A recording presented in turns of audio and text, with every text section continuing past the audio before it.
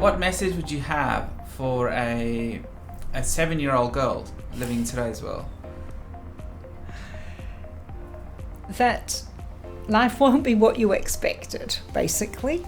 I advise young people to try lots of new things, because what they really need are brains which are flexible and adaptable in order to get on in the world. So I think to actually pursue things that you enjoy, but at the same time recognize that sometimes you have to do some hard work along the way, in that almost all careers are built on putting your head down and doing some hard work, and you cannot just have fun all the time. And I think these things go in waves, and so there's been a period where perhaps everybody's expected to have fun all the time at work and pick something that you want to do. I actually think you have to accept that sometimes you need to work through things that are difficult for you, maybe public speaking or whatever it is, and put your head down, and then suddenly you will have arrived where you want to be. I felt that for me, that for a long time I felt a bit of an inadequate actuary because I was in recruitment and I'd never really done a pricing job and I'd never done a valuation. And now suddenly I realised actually I'm an actuary. I've had an actuarial training and I'm proud of it, and it's been a part of my life and part of what I've achieved. It's not everything, but it's part. And so for any child looking at what they want to do now, the more different things that they can do, the more of a whole person they will be. And what words would you have for a 35-year-old woman with 10 to 15 years of experience who have a long career ahead of them?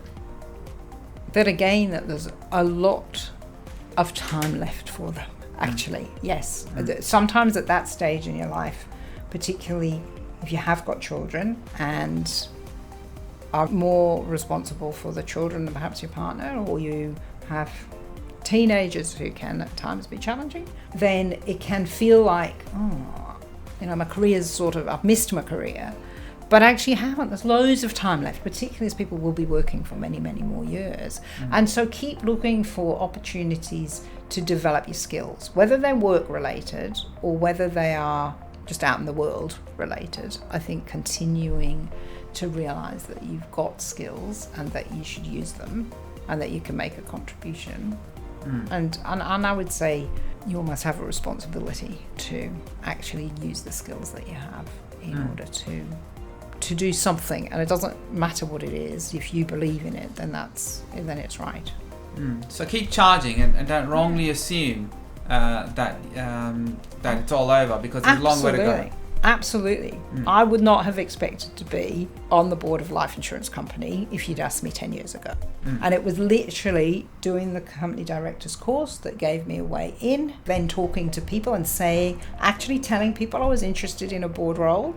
And then I started on a superannuation board because I had worked in superannuation. So that was quite a long time before, but it gave me enough confidence to be able to say that I had worked in superannuation. And then from there, by your performance on that board, I've moved on to the main board. It's not necessarily having a plan and sticking to a plan. It is taking advantage of the opportunities that are placed in front of you and being prepared to take a little bit of a risk, really, at times.